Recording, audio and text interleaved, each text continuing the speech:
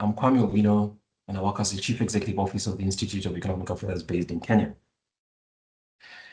If any of you knows anything about the study of economics and public affairs generally, or philosophy, you'd understand that this year marks the 250th year since that great scholar Adam Smith published what people call his foundational, in some places, definitional work or book, popularly known as The Wealth of Nations. But the full and long name is basically an inquiry into the sources and nature of the wealth of nations. And my colleagues at the Institute of Economic Affairs persuaded me, together with some comments that we received, that being a Kenyan think tank that is public-facing, and understanding in our view, I use the word magisterial because one of my colleagues used it, how magisterial this work is, or the individual who produced it is, there's very little of it that is known. And as students of economics ourselves and economic history, we'd like a greater appreciation of the role. So that's part of the reason why we're holding a series of conversations, going chapter by chapter, synthesizing chapter by chapter, and discussing two things. One, whether we agree with Mr. Smith, Adam Smith, and two, whether this book and some of the proclamations have relevance for the day, and obviously what they inform us about the state of the human condition 250 years after this book. So many of us encounter Adam Smith in passing or in more detail, or usually in passing in the curriculums for economics, but in more detail, at least in my experience when we studied the history of economic thought. I think everybody's an economist. There's a lot of economic stakes in the world today by all people, and that's perfectly encouraged. But a full knowledge about how this discipline, so to speak, came to be called economics and why it arose is to a very large extent dedicated to what Adam Smith, the work that Adam Smith did. We know that he did not consider himself an economist, but by far the work that's the book that has gotten the greatest currency and over ages 250 years is The Wealth of Nations, as we call it. Now, this book has 33 chapters over five books, each of them dealing with a specific question. So I and two colleagues will be dealing with the first 3 chapters today, and each of them will explain. So we'll go sequentially, and over the next 5-6 weeks, we'll go through each and every one of those, taking a 5 to 10 minute summary of each, and then the 3 of us will then discuss our impressions of that in general. So I am asked to start. Now, the book was published in 1776. That's what makes it 250 years today. But Adam Smith had been working on it for at least 12 years or thereabouts. But its publication is one of the things that actually led to a broader knowledge about what his work was. As we all know, Adam Smith was Scot, and the time at which he published this book was equivalent, or rather, was consistent with what was called the Scottish Enlightenment, in which about 6 or 7 Scottish scholars throughout different disciplines, biology, physics, philosophy, and obviously here, economics, published a series of things. The Scottish nation in general thrived because of the Enlightenment and the place of education, which is what Scottish people have always placed as a very high, in high regard. So that's basically part of the small history of this. But you also need to know that the 1776 was an important year because we were just, or rather the humanity. Scotland was under the control of the English, or the British in general, it was part of that. And in general, humanity was knocking on the doors of the Industrial Revolution. So it wasn't fully enforced, but basically the early parts of the Industrial Revolution and the kind of human developments, innovations that led to the Industrial Revolution were kicking at that time. And it's clear to us that Adam Smith, together with some of his contemporaries, saw this, or at least were among the first people to see it and describe it detail. So the nature of the book is that it's not 250 years. He wrote it in English. I think part of the history that we understand from the copy that we read, and I read my thumbed copy, the cartoon done by the Adam Smith Institute named for Adam Smith itself, and the abridged version that they did, tells us that Adam Smith had very poor handwriting. I mean, I've seen his signature as well, so I'm not going to dispute that. And so what he did was basically dictated this book to his assistant. And one of the things that you notice, it's not just long and windy. He wrote very long sentences. But among the things that you realize is that in some of the chapters, the sentences are almost the same number of words. And those who read him clearly theorize that he wrote these sentences by walking across his study from one edge to the other and ensure that by the time he made those same number of steps and way back, the one sentence would be complete. And looking at this book that was about 950 pages when it was published, that's a lot of walking around the room. And we give great credit as well to his assistant who had to copy all of this. Of course, Smith revised it several times. But that's one of the peculiar things about him. He was born in 1723 in Glasgow, in Kirkcaldy.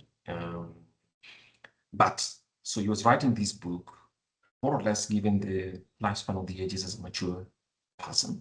It took him, some people say between 9 to 11 years to actually put it all together. So he was never in a hurry to write. And one other peculiar thing about Adam Smith is while the book is written, whichever version of the book you read, and there's several versions of them if you go into Amazon, he very rarely used footnotes. And I think it's clear as well that he states it, that the ideas that he put together are not necessarily new, but the way in which he strung them together and the coherence of the entire book is one of the things for which, in my view, he deserves his place and perhaps a little bit more. So let's go to the book itself. One of my colleagues will talk about, and then we'll piece all of this together. One of my colleagues will talk about his biography. I mean, to introduce everybody. So we're trying to introduce everybody in this important year to understand the person, because that might help us to understand some of the broad, very important claims that he made in this book, and to see to what extent we agree with them. So, as I say, the book is divided into 5 specific parts. You could say 6 if. So the first part basically is an introduction and plan of the work. And here Adam Smith talks about what is the main thesis of the book, but talks about how the book is planned. And as you can see here, this effort and the way in which it is done is analogous to what today's papers, even in very, very senior journals or very prestigious journals of economics, history, and all that do, where an author introduces the question and then tells you, therefore, that, look, this is the question I'm talking about. And as you read this work, you're going to have it divided into this number of chapters. In this place, it talks of books and then chapters. But more often than not, this method of executing academic work has been retained, where you talk about, look, I will write this. This is my claim. Then I'll do a literature review, and then I'll go into the examination of the facts. I'll do a conclusion and stuff like that. So basically, it's telling you about how the entire paper is organized. So that's the introduction of the plan of work. And then book 1, which is, and we'll be talking about the first 3 chapters of book 1 together with my colleagues, is basically how efficiency happens, because Adam Smith is talking about why societies become wealthy. And his main push is that they become wealthy through doing things more efficiently. And so if you compare poorer societies to those that are a little more wealthy in the 17th century, it is because some societies, some farms are more efficient than others. Book 2, he speaks about the gross domestic product. He didn't call it that, but he's basically talking about the total wealth of a country and all that. He creates the concept of the gross domestic product. So it's basically about how GDP is created. Group 3, he talks about having argued about how GDP is constituted. And it's, of course, the labor, the combined labor, and the stuff that people do all together, and the value that is created from it, how it is influenced by public policy. Book 4, one of the more important ones, not any less than the others. But basically, he then talks about the different theories of political economy. And this is important because it's just not a polemical work, but it goes to the point where Adam Smith goes blow by blow among the more popular theories of our time about how government affairs should be run, which are very much more protectionist. And so he goes one piece after the other, taking down the mercantilist, which is a very, very highly favored theory at the time by sovereigns in general, but also, of course, some economics thinkers at the time.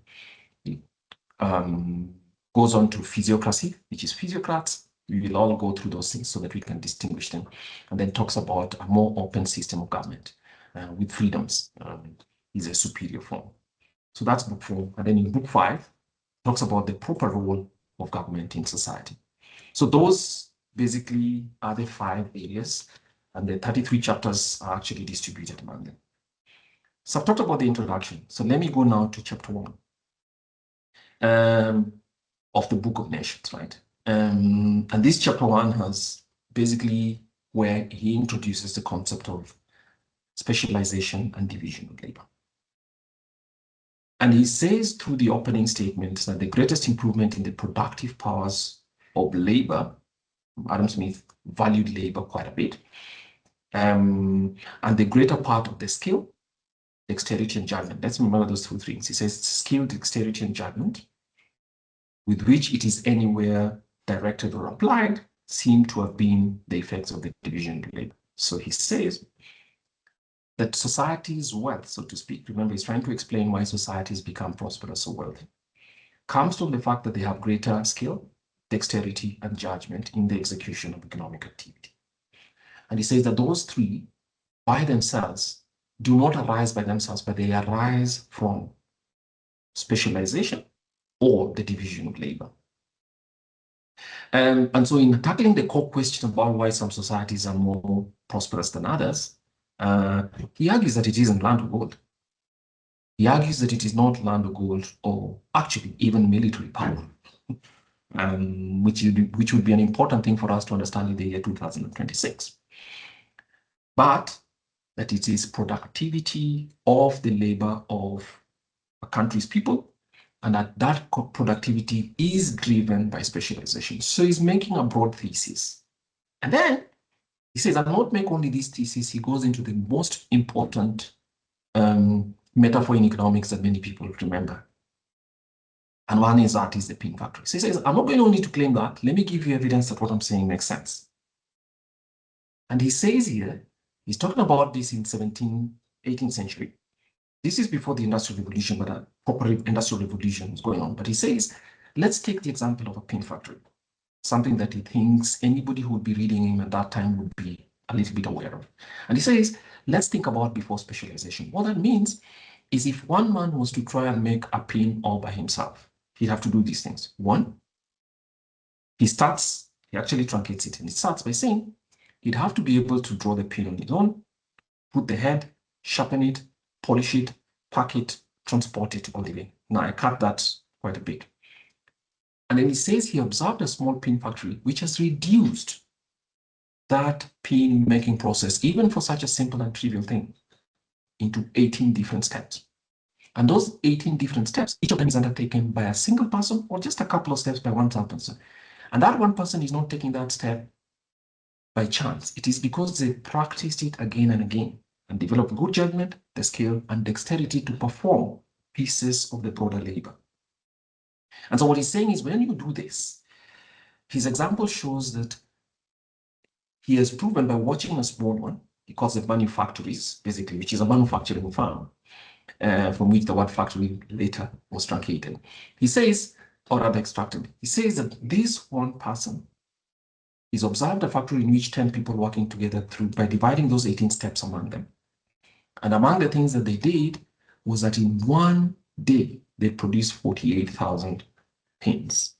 Remember, he's comparing this to the one guy who tries to work on it per day, or for a whole day, and he can't even produce 1 pin per day.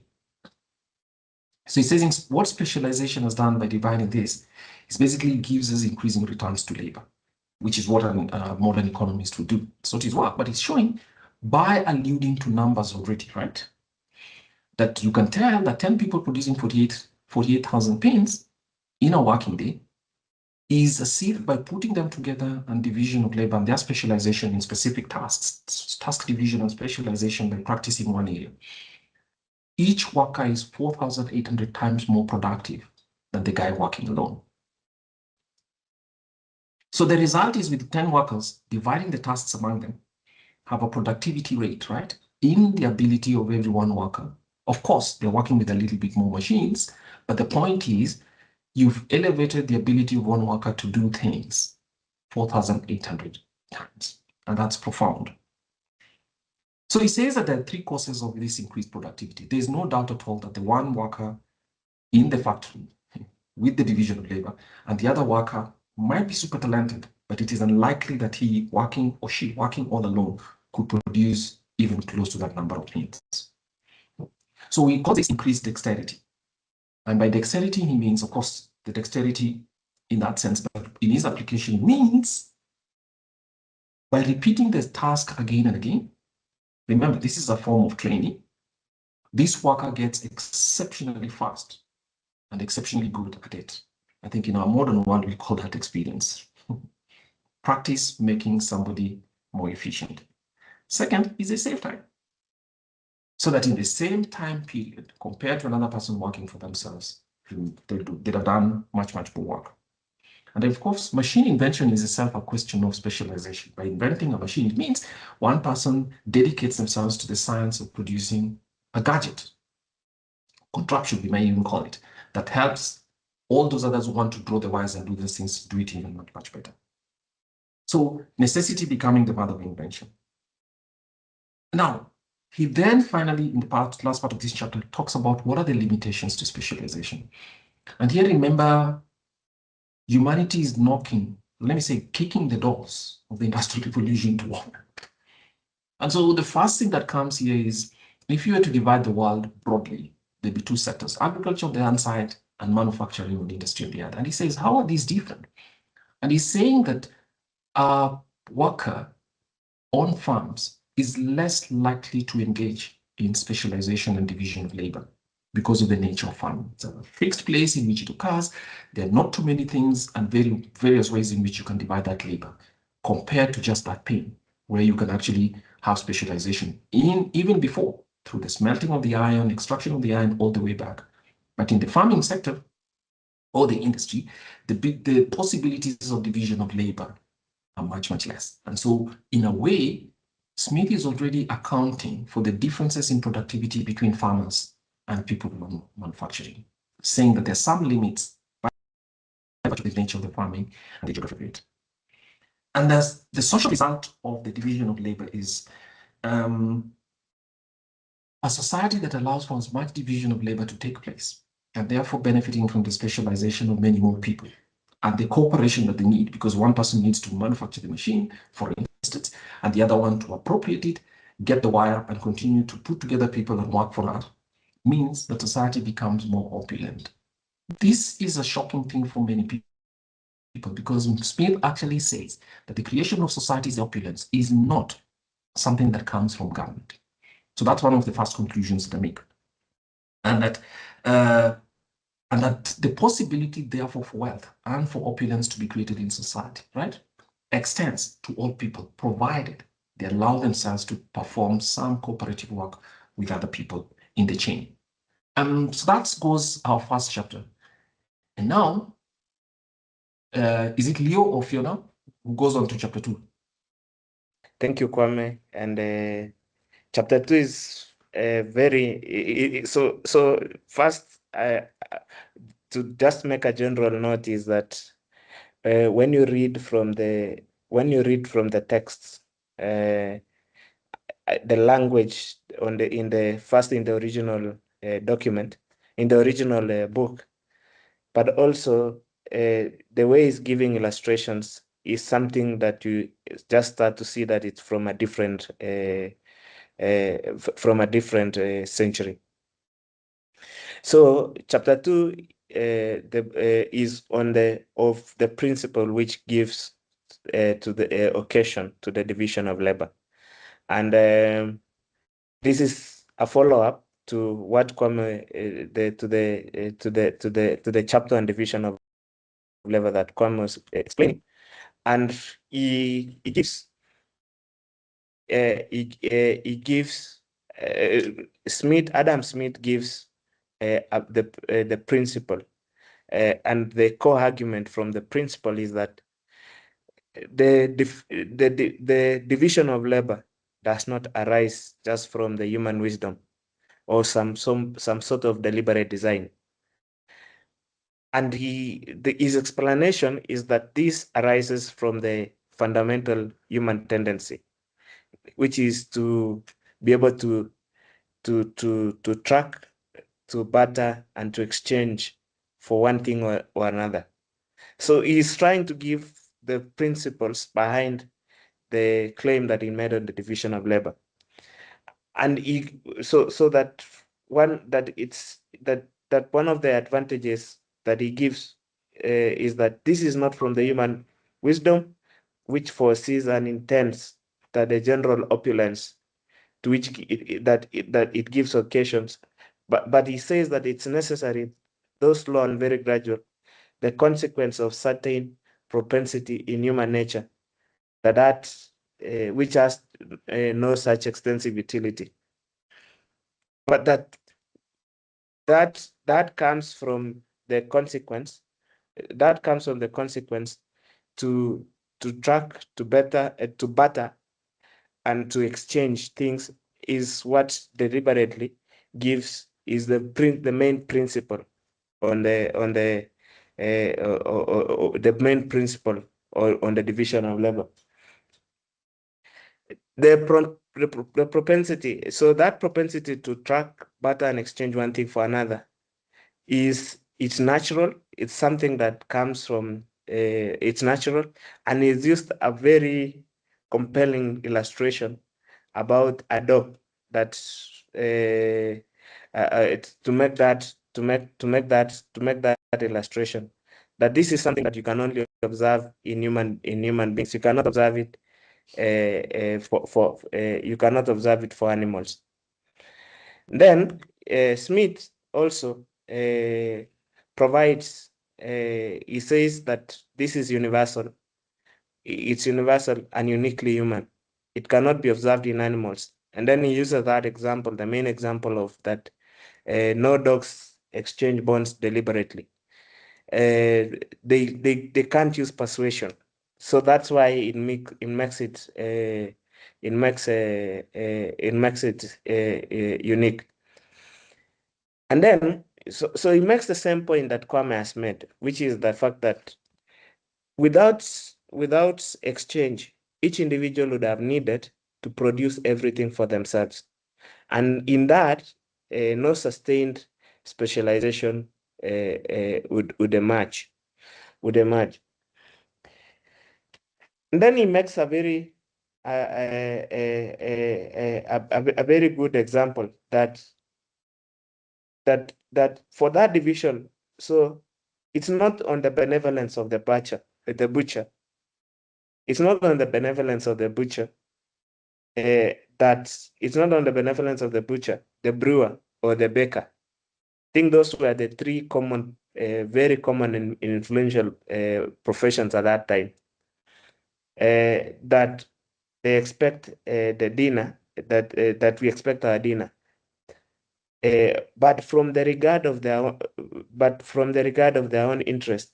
So we address ourselves not to the humanity, but on our own self-love, but to their self-love, and never expect them of our own necessities, but of their advantages. So that is the main principle that gives the division of labor. This principle, just to now to contextualize and discuss what this means contemporarily, is that Adam Smith, in giving this elaborate example about the principle of which gives to the division of labor, provided a micro foundation for a market system. And as the Institute of Economic Affairs, we are an economics think tank who observe markets on a daily basis. That this behavioral foundation comes directly from the Smith, which is that economic coordination arises from self-interest exchanges. A farmer cannot farm, for example, just to give another example, not because that they love somebody else, but they farm because it's an economic activity. So there's a they're farming because they want to be able to sell that produce and be able to and be able to earn income. So it's not something that it's this market system, this foundation that gives the principle behind the division of labor is not something that comes from the central planning or collective intention. And economists later developed these ideas to market coordination, decentralized decision making. Also, just to add, the division of labor creates that mutual dependence among strangers.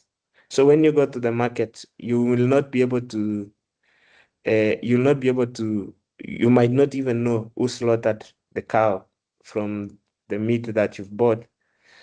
And the butcher, brewer, and baker example that Adam Smith gave is a good example that was later developed to game theory, that it's something that the beggar, the brewer, and it's something that shows that cooperation emerges without benevolence. It's mediated by it's mediated by exchange, and that exchange is something that forces people now to specialize, because once something is needed, somebody will specialize, and we've seen specialization amongst different professions. Even, for example, just the butcher, for example, we saw it on the conveyor belt, meat being canned. Somebody else is adding those cows. Somebody else is providing veterinary services. Somebody else is providing phytosanitary tests once they are canned.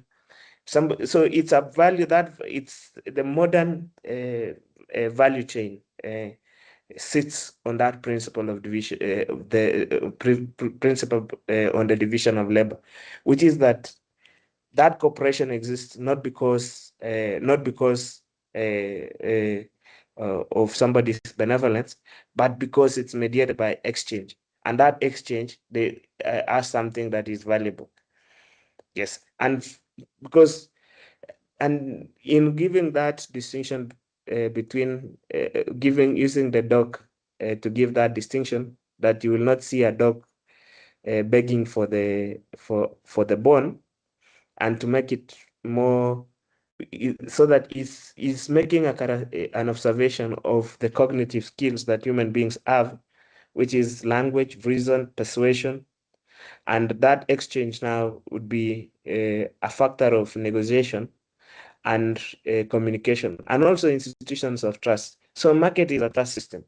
So that is what he explained. When Smith acknowledged one thing, that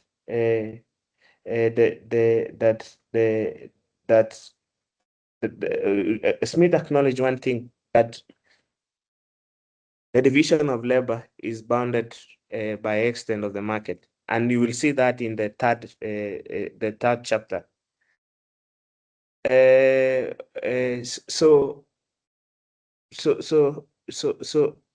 But one thing that we know, and economics knowledge has evolved, is that formalization, formalization of markets, of exchange, is something now we call comparative advantage, developed by Ricardo, who is at David Ricardo, and that shift, the shift from focus, from propensity, what he called propensity, to now relative efficiency. And that relative efficiency is something that that now led to other theories. So, for example, utility maximization that was developed by Kenneth Arrow, preference and endowments. So it provided some basis from which economics grew. Another famous economist, and I know Kwame would be very happy when I mention him, the transaction cost economics, which is the exchange. Given that the exchange forms the principle, is the main principle behind that, behind the division of the principle, the main principle behind division of labor. Ronald Coase developed further that principle about transaction costs. And is able to the insight is that at some levels, what happens when exchanges are costly, and Ronald Coase developed cost theorem, which is that institutions should be able to bargain to the end when things are cheap. Other economists like Oliver Williamson also developed the same. Then Adam Smith made a claim that human beings are rational and are rational, and that's why they have language. There is language, there is persuasion, and giving that the dog example, other economists came to challenge that rational exchange. And they introduced they were able to develop that theory further. So in the end, just so that I don't take a lot of time, the main principle that has withstood the test of time from Smith's, that the principle behind the division of labor, the division of labor, is that markets are not designed.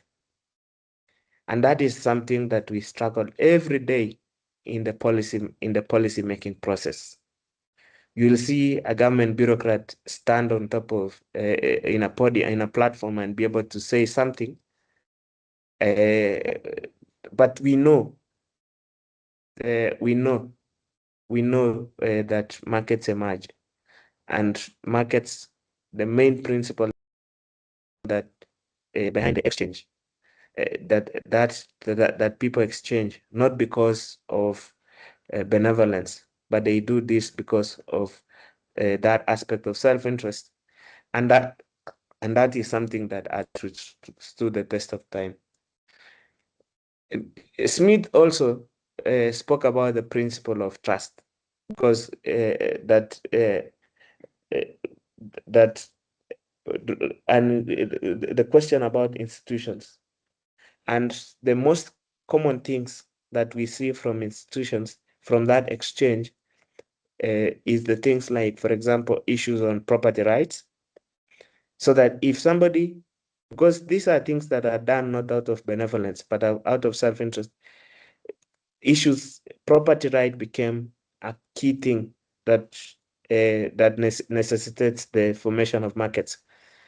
Other questions like contract enforcement and the economics around this area has gone further. And then the other things is that the key thing is that the successes of global economies, as I wind up, is on the basis that specialization is something that comes from human tendency to exchange. And that human tendency to exchange is not something they do it out of benevolence. So that's one of the greatest things that Smith observed. It's abstract, but it's one of the main principles of economics. Thank you so much. Back to you, Kwame. So in book 1, chapter 3, he actually builds on what Leo was talking about. So for this one, he makes a key point, that is that the division of labor is limited to the extent of the market. And he also looks at how the size of the market is strongly influenced by transportation. So when it comes to the first point, which is the division of labor is limited by the extent of the market, he just makes a simple argument, which is the bigger the market, the more people can actually specialize, and the opposite is true. So how he looks at it is that, you know, in a big market, you're able to trade with a large number of people. And so it just becomes logical and it becomes worth it for the particular person to specialize on one job.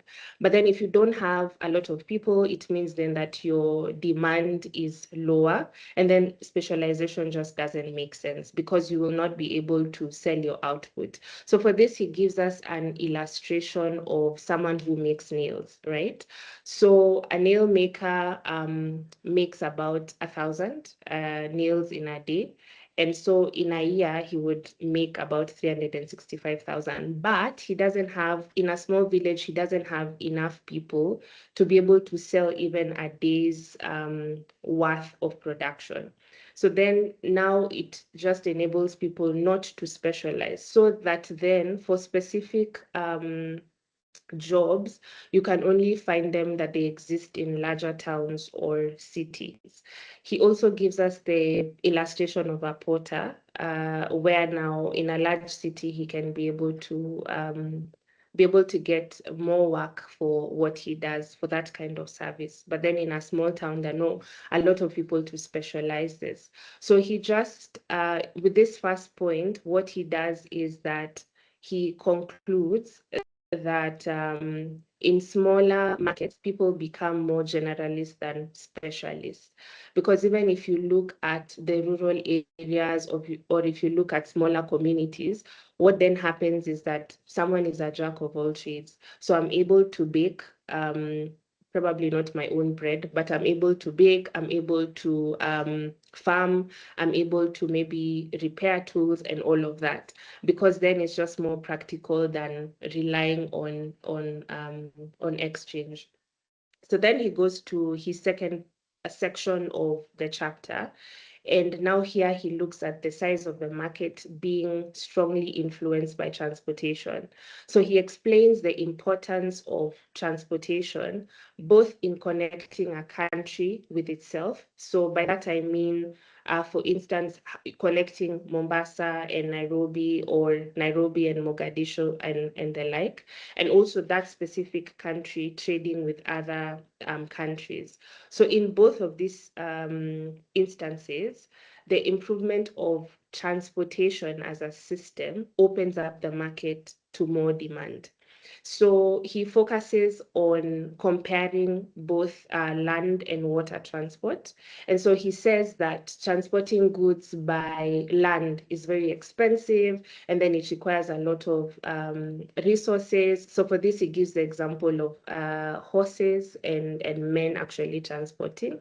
But then now in contrast, when he looks at water transport, which is now the use of rivers or seas, he argues that it's more efficient and it carries far larger quantities of goods at a much lower cost.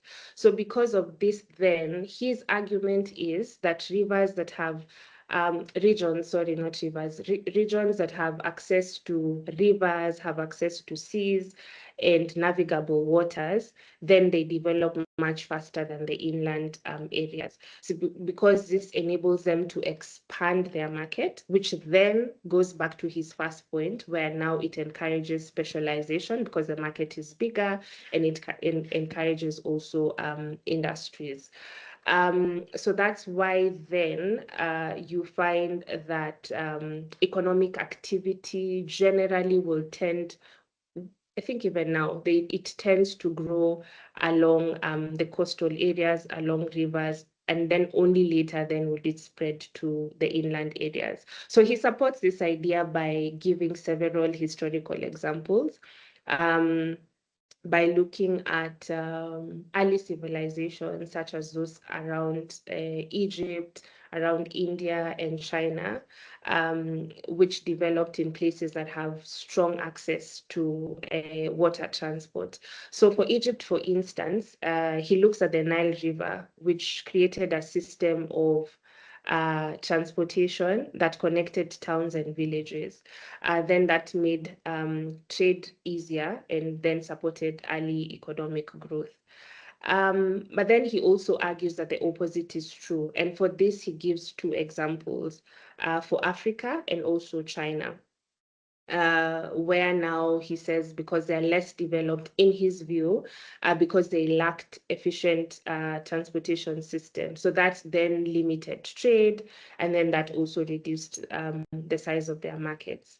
So he also points out that, okay, it's fine that indeed the rivers exist, but then this might not always support trade. And so for this, his argument is that if this particular river or water body passes through multiple territories, then the countries that are controlling the different parts of it can actually restrict or block trade, which then reduces its usefulness. Therefore, for this, it seems like he's concluding that political control over the trade route or the major point of transportation actually matters.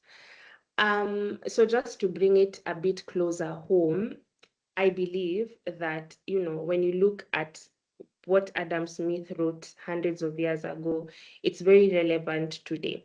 So for instance, let's take the last point for political control over the routes. And then you look at the most latest example of the Strait of Hormuz, or is it Hormuz, which is one of the most important shipping routes globally, especially for oil. And a huge portion of the world's oil passes through it. But then now you've had a situation where Iran is restricting or threatening access, and this now has disrupted global supply to some extent, and then it's affecting prices worldwide. So this shows even today, in as much as trade is not just about the physical routes, but then it goes back to who controls it. And then you know, at the same time, the argument of transportation opening up the market to more demand. And not that I am discounting the nations that have ports or whatever, because they still have a great advantage even today. But you look at new transportation technologies such as aeroplanes or improved road systems or railways, they have changed a lot because now they've made it easier for the countries that are maybe landlocked or the areas that are rural or they're inland to be able to connect to bigger markets, which then has helped economic development to spread just across the coastal regions. So still, they are relatively expensive if you compare them to water transport, but they have that access to larger markets because of improved transportation is still helping them to advance in ways that probably would not have been easier before. And then as well, if you look at most of these advanced economies, they tend to have large urban populations. So cities usually create bigger markets, and with that then comes more opportunity for specialization. And this is exactly what Smith was saying, right? So urban areas make division of labor more possible and also more efficient. I think the other point would be, which of course he did not consider because of the fact that this book was written hundreds of years ago, is now the element of digital economy. So that now you find that goods, especially services, you can now trade them across the world without any physical movement. So if you think about someone who maybe is a web developer or maybe someone who even conducts research, they're able to sell these services across different nations without actually that interaction. But for goods, fine. Even if now we have a platform through all of these digital platforms in which information is there, I can be able to know that country X is selling a particular good, and now they're able to market their products, which then expands market visibility. Then still we would need some form of transportation so that the goods can move, for instance, from the US to Kenya, or China to Kenya, for instance. And yeah, so that does help. I think I don't know if this is the time to say it or not, but I think maybe one of the things I noticed is that he does pay a lot of attention on geography, especially like, access to water as one of the main drivers of development. But today, if I think about institutions, and I think about even governance and how they play a huge role in development. So, for instance, you can have two countries that probably have the same geographical advantage, but then they can end up with very different outcomes in terms of development, depending on probably how well they are governed. I think we can talk about a few things. So what first do we see that's peculiar for us in the chapters that we read? I think some of you have mentioned one of those things. The second thing that I think this first part tells me is that Mr. Smith, Adam Smith, today we call him professor because he taught at the university, had enormous powers of observation. So one of the things that he does is he does not just argue what he thinks is the theory, but he puts a lot of empirical or facts together to support that, especially the idea. And today in the morning, our first session today is just basically speaking about division of labor as a fact, illustration of how it works through the pin factory, and then why division of labor comes in. So actually division of labor is more mentioned, but the real thing that he actually says is the killer application, if you may use application in today's terms, is specialization. And then it talks about what would be the limits of specialization, and Fiona speaks here about urbanization, geography, and all that. So that's the first thing. But I think, for me, he's already speaking about why, or rather, giving us a flavor of what he thinks why some societies are more prosperous than others. And he gives this example about why what share of the labor is produced works in the introductory part, works in productive areas. He gives an impression of understanding demography by saying the distribution between dependents and all that matter. And I think that the idea for me as I conclude is, remember, at this time, there's no economics discipline as such, even though, of course, French economists already, who are mostly physiocrats and mercantilists, already use the word economics here. There's also political economy study. But Mr. Smith he was called a moral philosopher. At that time, basically, it was moral philosophy. This is also his second book because he'd written the theory of moral sentiments, which perhaps in a later series we can consider as part of our classics. So that's the impression that I get. But I get the impression that first, I think, allowing people to specialize in things, the three things that you mentioned, dexterity, skill, and good judgment. Coming from specialization or driving specialization, then leads to that illustration of where you have one worker being 4,800 times more productive for the manufacture of one thing and the other. Introduces clearly the question of efficiency, and that basically more efficient economies are actually going to be more prosperous and more wealthy. So that's one. And the second one is an example that he gives that this specialization has a social result that nobody designs, but that social result is consistent with good human welfare, which is basically a well-governed society creates a universal opulence, where the universal opulence is you split everybody's, everybody's allowed to be specialized in such an extent that that specialization creates division of labor, but the amount of goods therefore available for that society is enormous. And he gives the example, he's talking about 17th century, and guys, anybody who's been in Edinburgh, any part of Scotland knows the place is cold.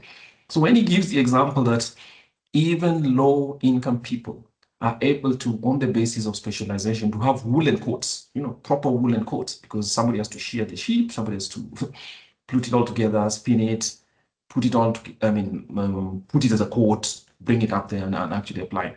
So having a woolen coat in that time, I get the impression was an extremely valuable thing, but it's also because, of course, the weather demands it. But he says that all that, even those necessities being made available to poorer people, makes them far more, enhances their wealth substantially. So in that, I think he said something that is profound and it's still here today. And so we'll come to chapters that connect to the political economy, but it's telling you that if your society is not well governed, in other words, it undermines the ability of specialization and division of labor to occur, then you're going to be a less opulent society. And so he's suggesting that the constraining the possibility of people to actually specialize and divide tasks among each other is one of the areas in which one of the major things that correlates very highly, perhaps the main cause of poverty. Leo, your profound thoughts or something that you discovered that might be useful for our audience? Yes. So you just, there's one thing also that related to his profession that you mentioned, that a moral philosopher was some sort of highest form of profession, like the highest form of, it's what like the highest anybody could be. What we would say it now as a professor, but a more superior method, because at that time it was more. So the second question that for me is that even though at that time he was making an observation from he was making an observation, and most people have categorized this book as an economics, the foundation for economics, is that there are key things that are multidisciplinary that come into play. So one of them, for example, is that he says that that tendency, that human tendency. So he's making an observation on the way human beings behave, and that's why he also contrasts it. He also contrasts it with animals. So when we hear, especially now that the economics science and generally the social science does not take into account of human behavior, we see that even from this text at this time, more than 250 years ago, more than 250 years ago, that already Smith was making an observation that this is human tendency. That you also provided a basis, and this I had mentioned before, a basis for how markets could be studied further.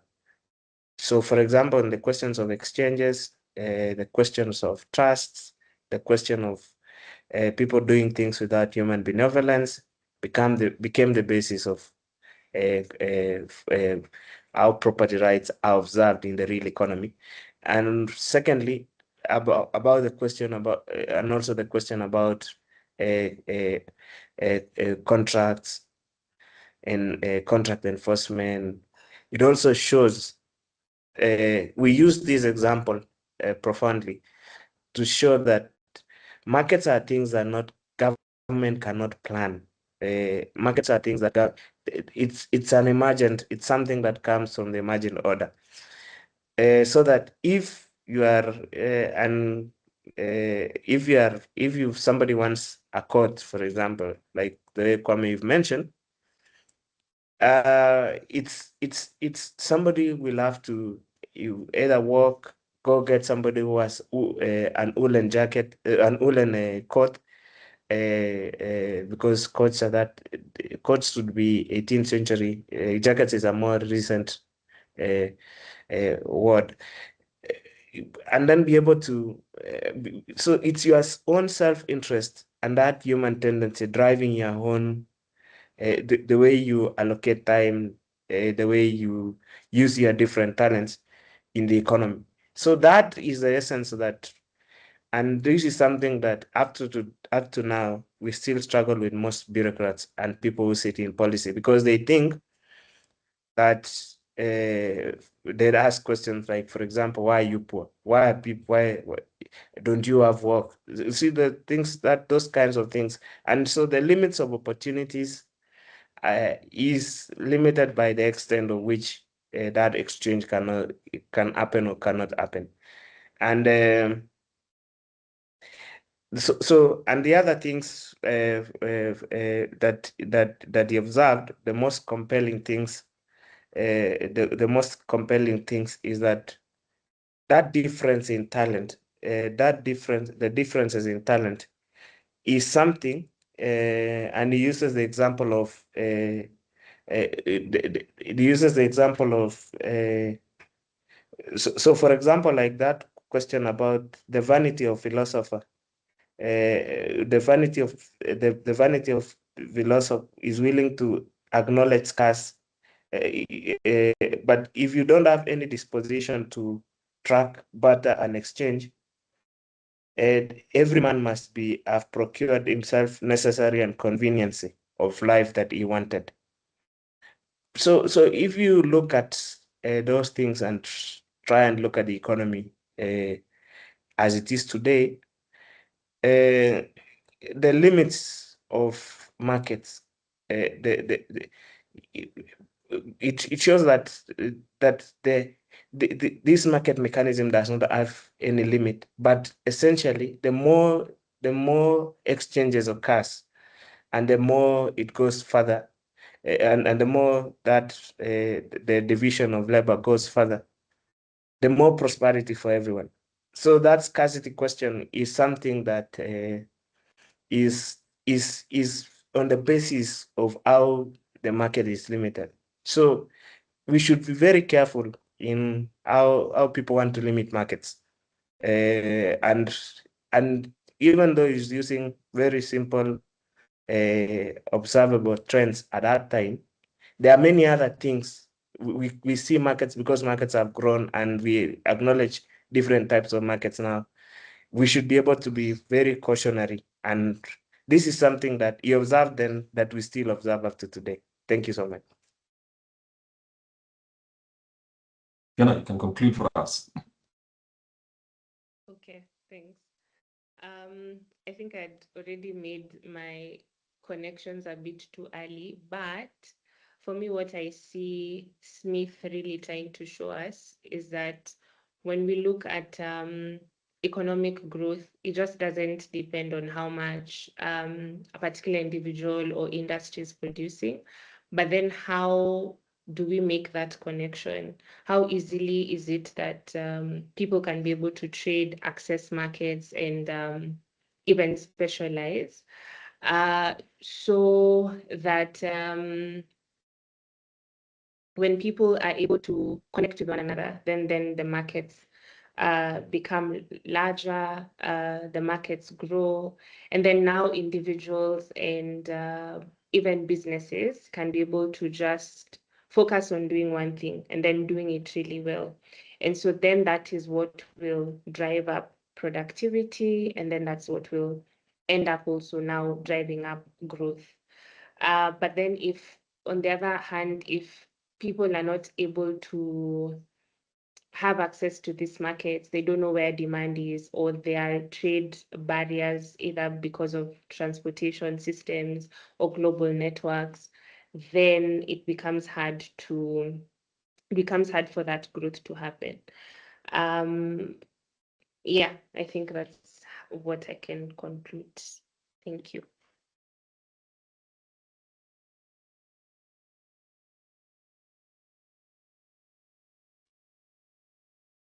We can comment. I think one of the things that's most impressive for me here is that if you read those who analyze the industry of book writing, basically, and trading in books, another one which is very highly specialized, they say that very few books, 90% of books don't sell more than 5,000 copies.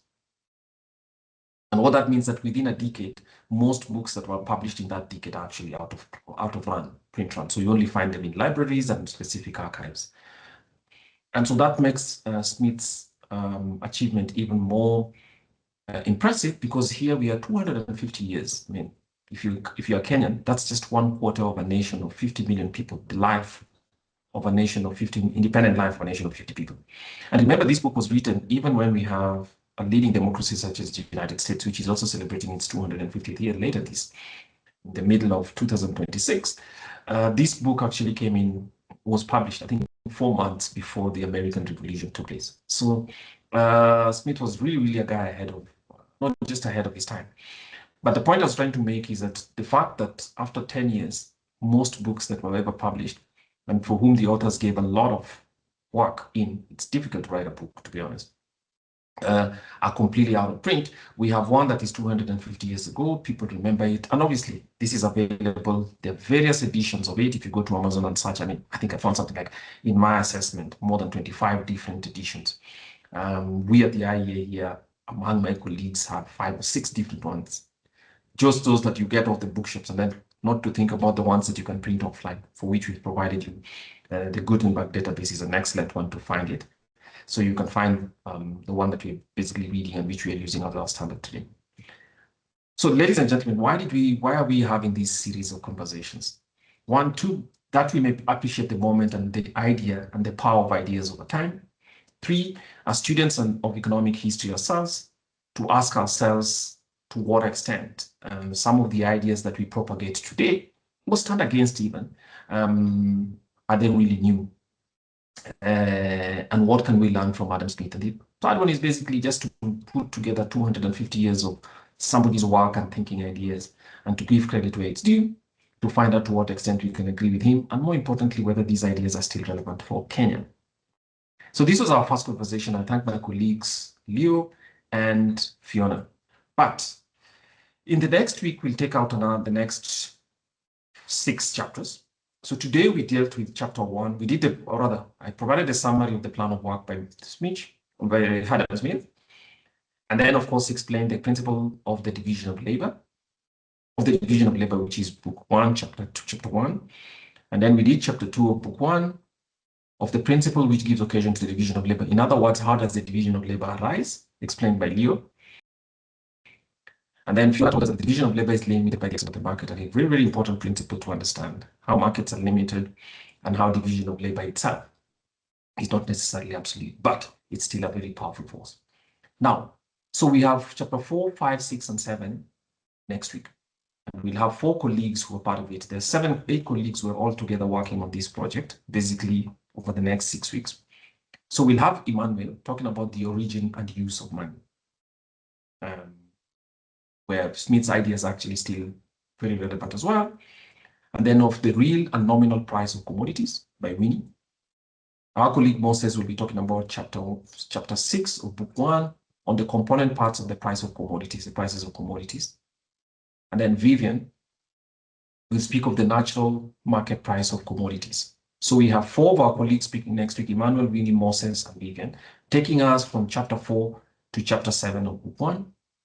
And because book 1 has 10 chapters, then the next set of chapters on the wages of labor, of the profits of stock, and of wages and profits in different deployments of labor and stock will be handled by Vivian, Jairus, and Fiona, and of course, book 12, chapter 11, the rent of land by Emmanuel. So next week we'll be dealing with chapter 4 all the way to chapter 11, so that we can complete book 1 next week, and hope that the week after that we'll start this. Our communications colleagues will edit this a little bit, but put it out there. So again, our intention is for you to appreciate the book, understand why it's magisterial and very important, know the person of Adam Smith himself. That would be a useful one to get. And if you have any feedback, please give it to, we'd appreciate you giving it to us. But this is not just only for us to understand the philosophy, but it's a literacy project that I and my colleagues are trying to advance, and for which we've seen some demand in Kenya.